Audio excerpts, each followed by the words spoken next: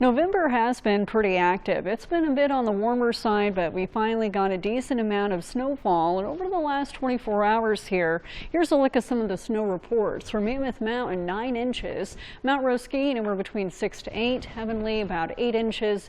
June Mountain, 6 inches. And look at Virginia City area. This report here is 3 miles northwest of Virginia City.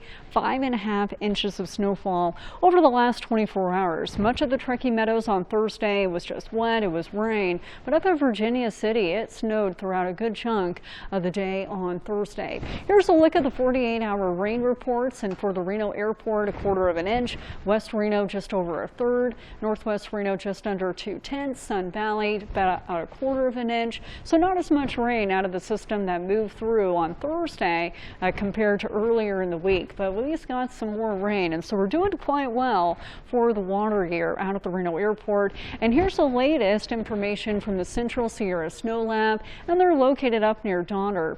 Over the last 24 hours, just about 1 inch of snowfall, but the storm total closer to 4. And over the last week, just over 1 foot of snowfall being reported, and that puts them at 89% a median for the snow. And then for rain and snow, 167% a median.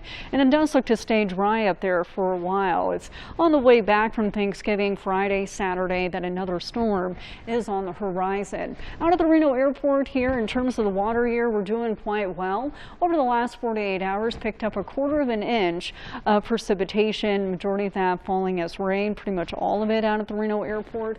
And then the past 7 days, just about 1 1/3 inches. For November, we picked up about 1.5 inches, but for right now, for the water year, we have a surplus just under 1.5 inches of precipitation. And again, with the system that moved through, it was just rain out at the Reno airport. You had to get way up in the foothills, like at Virginia City, over the last 24 hours to see any snow. And as far as this weekend, it will be dry. Have a great day.